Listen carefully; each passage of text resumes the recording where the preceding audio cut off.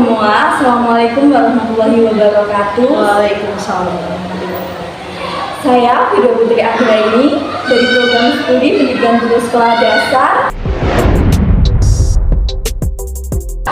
Saya sudah berada di Sekolah Dasar Negeri 1 Musirwar. Di sini saya akan melakukan wawancara tentang pengalaman mengajar Pancasila di sekolah dasar. Nah, kita sudah berada dengan narasumber hebat, yaitu dengan Ibu Ya.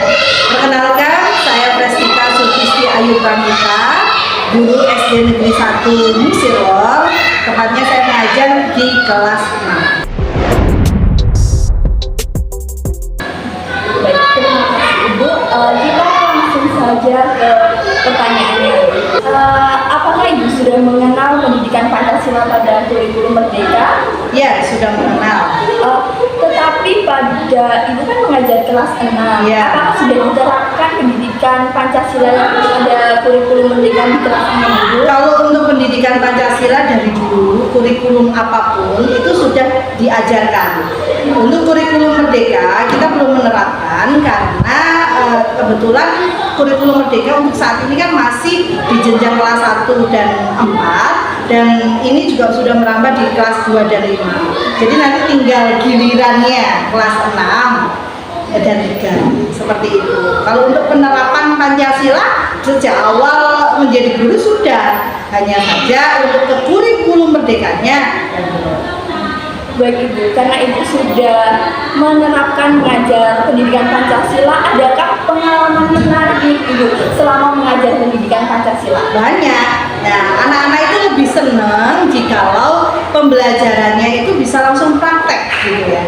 Nah, di saat melaksanakan pembelajaran Pancasila, anak-anak itu lebih antusias ketika kita mempraktekkan suatu pembelajarannya dengan langsung praktek di kelas. Contohnya nih, penerapan Pancasila sila keberapa gitu. Coba bisa dipraktekkan di depan kelas dengan kelompoknya.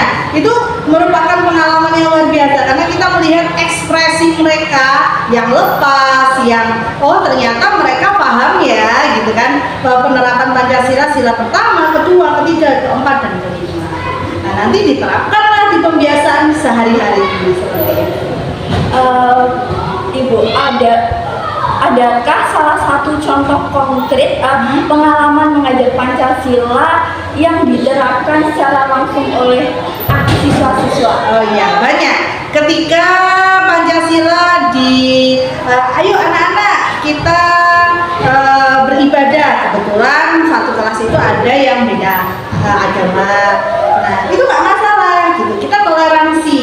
Nah, kita juga tidak boleh memilih-milih teman gitu. Kalian itu satu sekelas itu keluarga. Nah, nggak boleh mau suku apapun, mau agama apapun, mau kulit hitam, kulit putih, itu semua teman begitu. Itu konkret. Kemudian jika ada teman yang sakit atau keluarga yang meninggal dunia, kita ajarkan mereka untuk pembiasaan. Ayo kita menengok, ayo kita takziah, seperti itu. Itu merupakan penerapan Pancasila juga. Baik Ibu, terima kasih. Ibu kan sudah menjelaskan atau memberikan contoh konkret ini tentang implementasi pendidikan Pancasila di siswa sekolah dasar. Nah, adakah dampak pendidikan Pancasila ini yang sangat mempengaruhi perkembangan karakter dan berikan contohnya? Ya, sangat-sangat amat. Karena dalam pembelajaran itu saya selalu menerapkan bahwa ke anak pintar itu bonus, gitu kan. Nah, yang paling penting itu adalah poin budi pekertinya, termasuk Pancasilanya, karena kita memang harus benar-benar mencintai negara kita. Kita harus benar-benar menerapkan dasar negara kita, diantaranya yaitu Pancasila tersebut. Nah, di mana Pancasila ini ketika kita sudah menjelaskan dan diterapkan oleh mereka, harapan kita akhirnya mereka juga memiliki suatu sifat atau pembiasaan yang sesuai yang diharapkan kita gitu. Misal toleransi, kemudian ketika ada masalah mereka lebih memilih musyawarah terlebih dahulu daripada langsung keputusan gitu, terus egois kayak gitu-gitu. Ya kita ajak, kita giring ke situ. Akhirnya karakter mereka terbentuk dengan adanya pembelajaran Pancasila. Baik Ibu, tadi Ibu sudah memberikan penjelasan tentang contoh konkret dalam menjadi karakter peserta didik. Nah, di SDN Musilor, Selatu Musilor ini adakah proyek atau kegiatan kreatif salah satunya saja Ibu yang diterapkan untuk mengajarkan nilai-nilai Pancasila secara menarik pada siswa sekolah dasar? Ada, ketika kita membuat sesekali itu dalam pembelajaran kita berbagi. Jadi kita bikin baksos gitu loh ke orang-orang sekitar aja yang ada di lingkungan sekolah. Bikin baksos, ini merupakan pengamalan Pancasila juga, bahwa kita harus saling tolong menolong, kita harus saling toleransi terhadap lingkungan sekitar, peduli seperti itu. Jadi sesekali kita melakukan langsung konkret selain kehidupan mereka sehari-hari ya kayak bikin baksos seperti itu.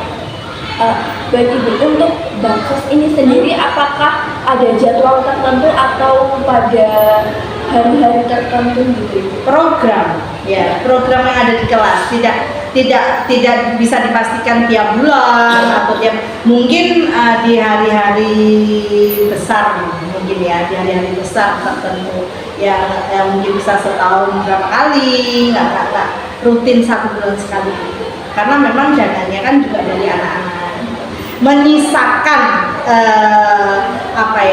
kayak uang saku mereka untuk berbagi ke orang-orang yang tidak mampu seperti itu, dengan diarahkan oleh ibu bapak guru.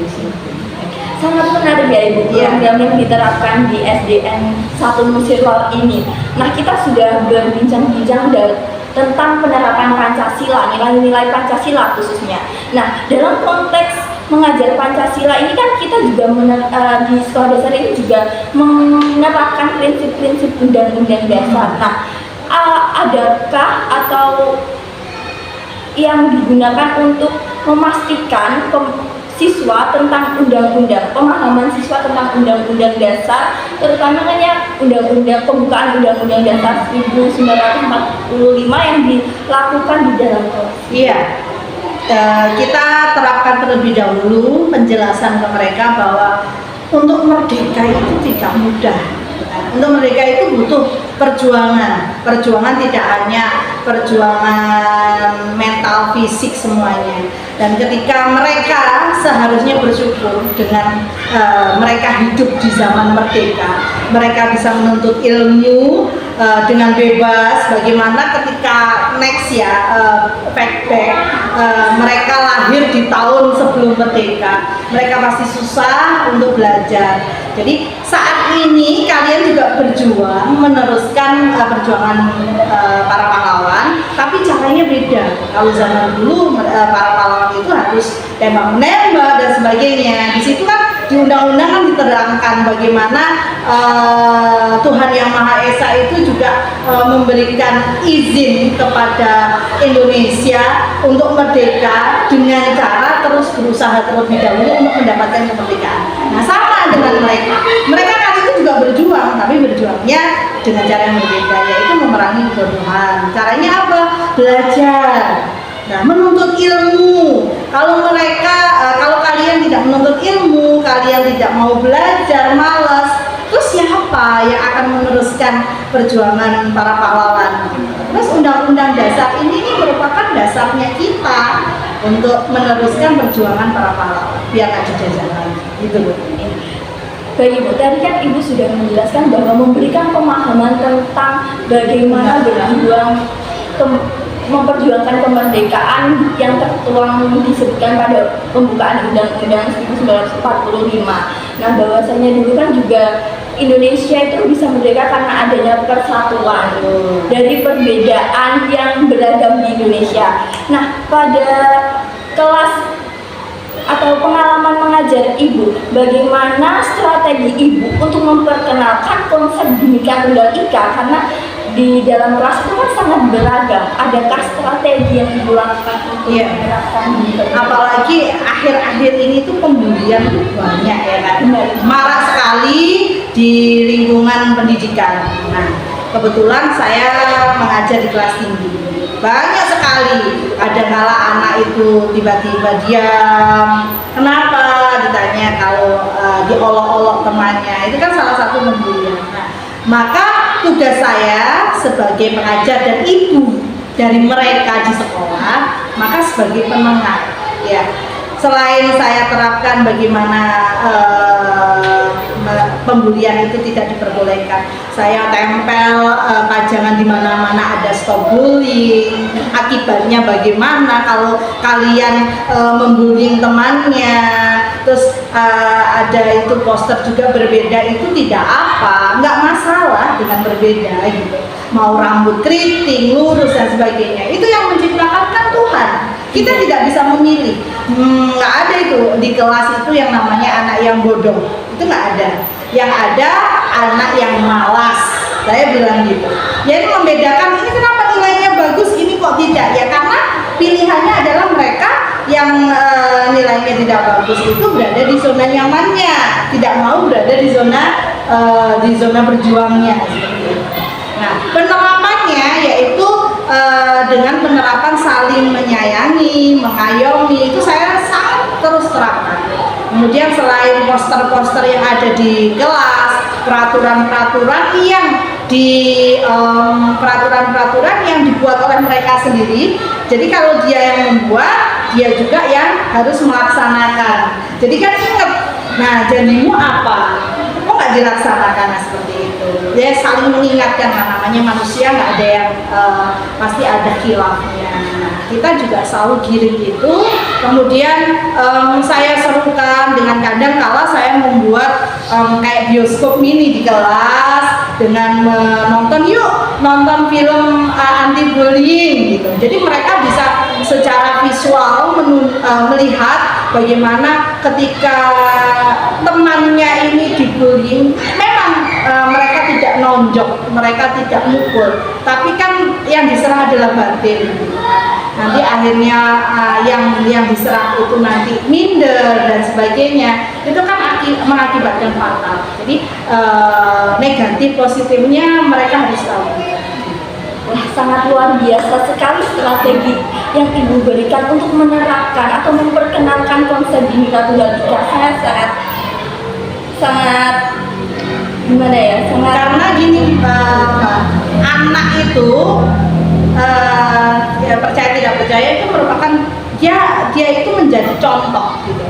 Dia itu mencontoh apa yang dia lihat. Jadi kalau kita hanya memberikan sebuah materi tanpa kita contohkan, ya kadang-kala tidak maksimal gitu. Jadi ya ketika kita memberikan suatu materi ke mereka, kita juga harus menerapkan di kelas. Ya kita jadi dielingkan dengan pajangan-pajangan, kemudian diajak nonton, dan saya pun demikian harus mencontohi mereka kegiatan atau perilaku saya sehingga mereka juga bisa mencontoh. Sangat luar biasa sekali Ibu. Ini kan kita sudah bicara tentang konsep Bhinneka Tunggal Ika yang dimana sangat Ibu terapkan kepada siswa-siswi Ibu.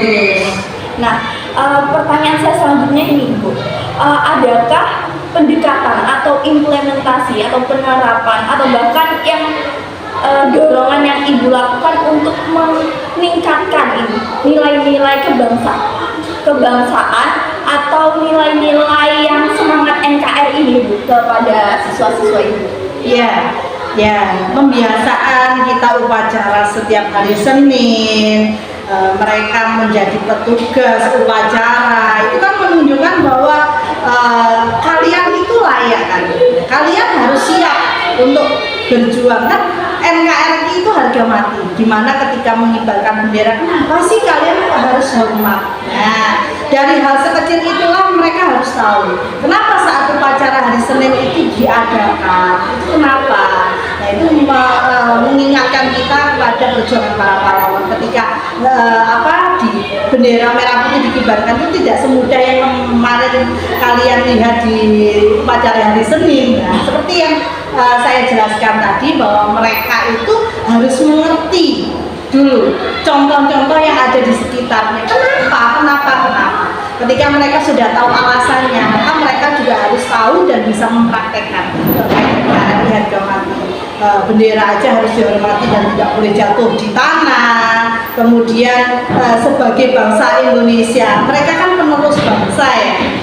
Mereka harus bersikap bagaimana, kalau tidak ingin diinjak-injak oleh negara lain, mereka harus seperti apa, itu harus diterapkan gitu misalnya. Sangat luar biasa sekali Ibu atas jawaban dan sangat memberikan saya inspirasi nih untuk nantinya ingin semangat menjadi seorang guru. Amin. Ibu, kalau menurut Ibu, adakah hambatan atau tantangan nih yang Ibu hadapi selama mengajar pendidikan Pancasila kepada siswa? Pasti ada, pasti tidak bisa munafik ya, karena yang kita ajar itu dari berbagai macam pemikiran. Anak-anak pun demikian, kadang ada yang dia bisa diajak untuk kerjasama, ada yang males, ada yang gitu aja kok dan sebagainya. Ya, dengan adanya pendekatan dari hati ke hati gitu. Ketika misalnya saya terapkan pembelajaran Pancasila di kelas, kemudian tidak ada respon terhadap pembelajaran saya, ini pasti ada tanda tanya, ini kenapa gitu kan. Entah nggak suka dengan pelajarannya atau gurunya, atau ada masalah intern yang dia nggak bisa cerita, akhirnya berimbas pada sikap ya, akhirnya pembelajarannya yang lainnya itu ekspresif, dia pasif seperti itu. Dengan adanya pendekatan dari hati ke hati, saya tidak hanya jadi orang tua di sekolah, tapi juga jadi sahabat bagi mereka. Jadi ya pendekatan itu ya. Baik, Ibu ini kan sudah memberikan salah satu contoh hambatan dalam mengajar pendidikan Pancasila, salah satunya adalah respon siswa yang terkadang pasif dengan menggunakan pendekatan-pendekatan secara pribadi gitu ya Bu.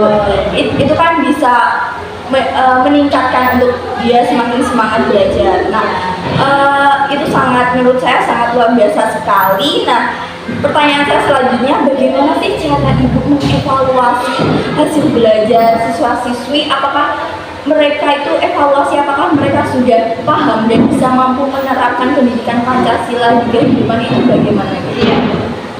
Dalam pembelajaran itu ada beberapa penilaian ya yang sudah saya terapkan, yaitu penilaian pengetahuan, penilaian keterampilan, dan penilaian sikap. Nah, ketika kehidupan sehari-hari mereka melaksanakan kegiatan di sekolah maupun di kelas, misalnya ada pembiasaan sholat berjamaah gitu. Sedikit banyak kan saya juga melihat bagaimana sikap mereka di saat berdoa saja di kelas gitu kan, awal, sebelum dan sesudah pembelajaran, dia itu antusias tidak, khusyuk tidak, itu kan kita bisa menilai ya, karena apalagi ini harus diterapkan kurikulum Merdeka ya. Merdeka itu tidak dibebankan dengan hasil nilainya, tapi prosesnya yang dibutuhkan. Nah, proses itulah yang akan saya nilai. Ketika mereka ada perkembangan, berarti kan ada proses untuk lebih baik gitu. Nah, untuk pengetahuan ya dengan adanya evaluasi ulangan harian misalnya, kemudian kuis, ya kan, kuis, apalagi sekarang kan dunia IT, biasanya saya menggunakan kuisis untuk mereka membuat sebuah pertanyaan, kira-kira ini materi yang saya berikan ini nyampe nggak ya ke mereka, paham nggak ya gitu. Ketika pasti saya akan memberi KKM atau nilai ketuntasan minimum. Jika tidak di atas KKM, maka saya akan membuat remedial. Kita analisis dulu nih, yang mana nih soalnya yang mereka tidak paham. Nanti setelah dianalisis, barulah kita membuat remedial sehingga dia lebih paham untuk pengetahuannya. Kemudian untuk keterampilannya, dengan melaksanakan saya membuat mereka itu berkelompok. Selain mengajarkan mereka untuk kerjasama yang baik, musyawarah yang baik, kita makhluk sosial, membutuhkan orang lain dan tidak bisa hidup sendiri. Nah, dengan berkelompok itu, tujuan itu mudah-mudahan bisa nyampe ke mereka. Nah, di kerja kelompok itu nanti saya akan menilai keterampilannya. Baik Ibu sudah sangat jelas sekali menjelaskan kepada saya dan memberikan saya ilmu tentang bagaimana sih cara mengevaluasi keberhasilan pembelajaran kepada siswa. Nah, menurut Ibu, bagaimanakah suka dan duka mengajari pendidikan Pancasila kepada siswa-siswa, khususnya siswa-siswa kelas 6 yang sudah beranjak dewasa Dan kritis. Saya lebih banyak sukanya daripada dukanya, karena segala sesuatu halangan itu bukan menjadi duka bagi saya, tapi menjadi suatu motivasi saya untuk lebih baik lagi. Maksudnya ketika ada halangan, ayo kita cari jalan pemecahannya. Nah, itu halangan itu menjadikan motivasi saya untuk mencari jalan keluar, bukan menjadi halangan. Jadi sukanya banyak sekali, karena yang kita hadapi itu tidak benda mati gitu. Yang kita hadapi itu benda hidup, makhluk hidup yang bisa interaksi gitu. Ketika apa yang saya harapkan dan tercapai itu wow, luar biasa. Tapi ketika yang saya harapkan tidak tercapai, ya tidak apa-apa, kan masih ada jalan lain gitu.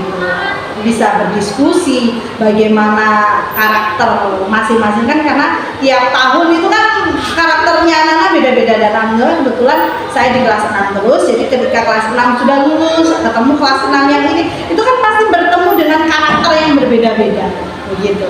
Jadi ya sedikit banyak belajar dari yang kemarin. Ketika ada masalah seperti ini, oh iya sama ya sama yang kemarin ya, ini bagaimana. Tapi kalau ketika menemukan masalah yang lain, itu bisa lah kita ada teman sejawat ya, kita tidak sendiri. Ada bapak kepala sekolah yang lebih senior dari kita, itu kita manfaatkan. Kita berdiskusi, kita buat KKG mini. Ketika ada masalah anak yang seperti ini dengan kemampuan yang tidak bisa membaca misalnya, atau sulit untuk menerapkan Pancasila, sedangkan kita sudah benar-benar remedial, sudah pendekatan sudah, tapi dia masih tetap itu, ini masalahnya di mana? Nah, itu nanti bisa diskusi dengan teman sejawat kita, dengan bapak kepala sekolah, memberikan masukan untuk kita dan kita bisa menerapkan. Baik Ibu. Nah, tadi Ibu sudah menjelaskan bahwa mengajar Pancasila itu banyak sukanya. Iya, menarik sekali. Apalagi kita yang orang Indonesia, siapa lagi yang bisa memperjuangkan, yang bisa bangga terhadap negara kita kalau tidak kita? Nah, menurut pendapat Ibu nih, bagaimana dampak pendidikan Pancasila yang diterapkan pada siswa sekolah dasar bagi kehidupan siswa nih, baik karakter atau kehidupan sehari-hari? Ya, saya rasa hampir semua guru, ya semua guru ya, pasti menerapkan Pancasila, menerapkan dan membimbing mereka sebaik mungkin, semaksimal mungkin. Hanya saja ketika penerapan itu di sekolah terkondisikan, kemudian di luar itu ternyata sekarang kita miris ya melihat kenakalan remaja yang banyak adanya gangster, banyak adanya tingkat kayak pencurian yang dilakukan oleh anak-anak, pencabulan, mohon maaf seperti itu. Padahal kita sebagai pengajar tidak kurangnya untuk mengajarkan, untuk memberikan suatu support, suatu materi ke mereka bahwa Pancasila itu begini, terus ya mengajak mereka untuk menerapkan kesehariannya. Kemudian ada something, itu ada hambatan ya, ada sesuatu yang ternyata jadi begini gitu. Ya miris sebenarnya, tapi mau gimana? Jadi baik, jadi bisa saya katakan bahwasanya dampak pendidikan Pancasila ini karena sudah diterapkan di sekolah dasar atau sudah diajarkan itu sangat berdampak bagi kehidupan. Tetapi bagi penerapannya siswa itu tergantung lingkungannya di luar sekolah yang mempengaruhi dia. Nah, adakah Bu tips untuk saya dan teman-teman yang mungkin menyaksikan video ini tentang bagaimana sih tips mengajar, mendidik anak dalam pembelajaran Pancasila? Ya, mengajar dengan hati yang bahagia itu pasti. Agar ketika kita bahagia, maka yang kita ajak untuk belajar itu juga ikut bahagia. Ketika rasa bahagia, rasa nyaman itu sudah dirasa oleh mereka, maka pembelajaran mereka pun juga akhirnya bisa diserap lah. Harapan kita tidak hanya sekarang dia mengerti, kemudian diterapkan, tapi untuk seumur hidupnya gitu. Jadi ketika ya memang faktor materi ya, faktor tingkat kesusahan ya sekarang ya, banyaknya pengangguran, tingginya pengangguran dan mengakibatkan mereka seperti itu. Sebenarnya dia adalah siswa yang baik misalnya, mungkin salah pergaulannya atau mungkin faktor ekonominya dan sebagainya. Ya mungkin solusi kita yaitu dengan kita ajak diskusi lah, maksudnya kita rangkul bareng-bareng, kita bersahabat dengan mereka. Sebenarnya kendala mereka itu apa sehingga kok mereka melakukan hal yang seperti itu. Insya Allah kalau di saat anak yang keras dikeras itu biasanya suka makin keras gitu. Jadi ya jadilah air di saat ada api. Baik Ibu, terima kasih ya narasumber kita sudah memberikan ilmu yang sangat bermanfaat dan informatif sekali. Nah, saya akan menyimpulkan bahwasanya pendidikan Pancasila merupakan pendidikan yang membawa siswa-siswa untuk menjadi seseorang yang sesuai dengan nilai-nilai Pancasila dan siap untuk menjalani kehidupan dengan menerapkan nilai-nilai Pancasila. Pancasila adalah dasar negara kita yang harus ditegakkan dalam kehidupan sehari-hari. Saya ucapkan terima kasih banyak Ibu atas informasi dan ilmu yang bermanfaat yang telah diberikan. Ya, semoga kedepannya pasti semakin hari kan Dina semuanya juga akan menjadi generasi penerus kita juga.